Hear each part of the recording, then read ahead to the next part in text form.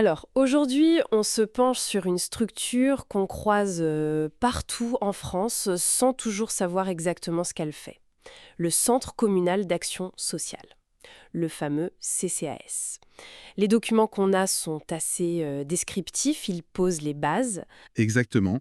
Des textes informatifs, oui, qui nous permettent de décortiquer un peu le rôle de cette institution, qui est vraiment essentielle au niveau local. Notre objectif, c'est ça. Comprendre ce qu'est un CCAS, ses missions principales et puis surtout comment il agit concrètement dans la vie des gens. Je pense notamment à l'emploi. C'est une structure qu'on trouve dans chaque commune. C'est ça qui est fou. Un vrai pilier de proximité. Allez, on creuse un peu. Oui, et c'est pas tout neuf, hein, ça date de 1953. Hein. C'est important de le dire. C'est le maire qui en a la responsabilité. Et sa mission première, c'est d'apporter une aide, un soutien aux personnes en difficulté dans la commune. Hmm. Les textes insistent beaucoup sur un rôle très large, hein. Accueillir, écouter, orienter, accompagner. Bon, ça peut paraître un peu flou comme ça. Concrètement, ça veut dire quoi au jour le jour, d'après les infos qu'on a? C'est très concret. Le CCAS, il regarde d'abord les besoins sur son territoire, il évalue et après il met en place des actions. Ça peut être une aide financière ponctuelle, vraiment le petit coup de pouce pour une facture imprévue, D'accord. ou alors des choses plus structurelles, orientées vers un hébergement d'urgence par exemple. Aider à remplir des papiers administratifs, on sait comme ça peut être compliqué. Ah oui, ça. Organiser des activités pour rompre l'isolement, notamment pour les personnes âgées. Ou même le portage de repas à domicile, c'est souvent le CCAS aussi. D'accord, donc une palette d'actions quand même assez large pour répondre aux urgences, aux besoins du quotidien.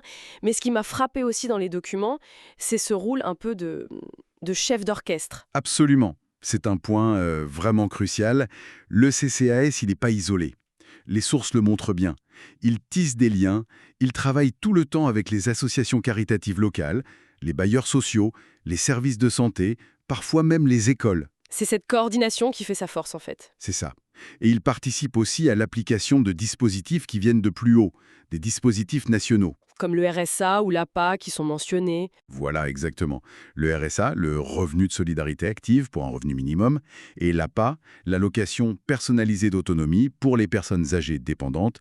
Le CCAS est souvent la porte d'entrée, ou en tout cas un maillon essentiel pour accéder à ces droits. D'accord. Donc à la fois une aide directe et un coordinateur. Et au milieu de tout ça, les textes mettent vraiment en avant un acteur clé pour le retour à l'emploi. Le conseiller en insertion professionnelle, le CIP. Exactement. Le CIP, souvent il est intégré au CCAS, ou alors il travaille en lien très très étroit avec.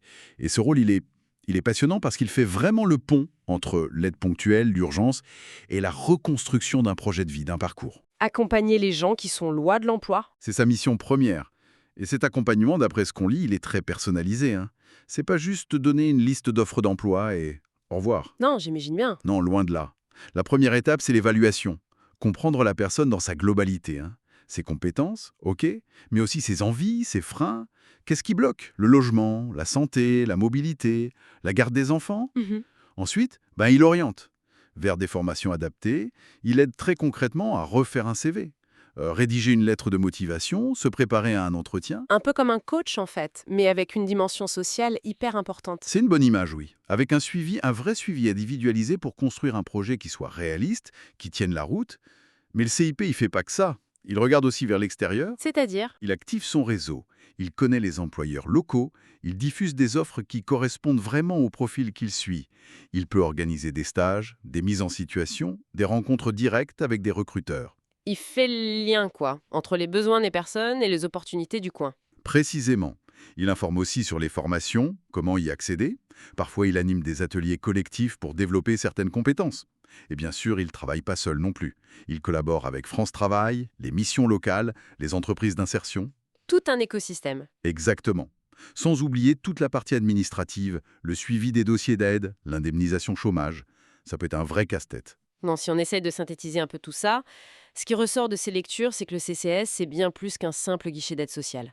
C'est une structure qui a une double casquette. Immédiate aux difficultés, et en même temps, il y a cette ambition d'accompagner vers l'autonomie, vers l'émancipation, notamment par le travail.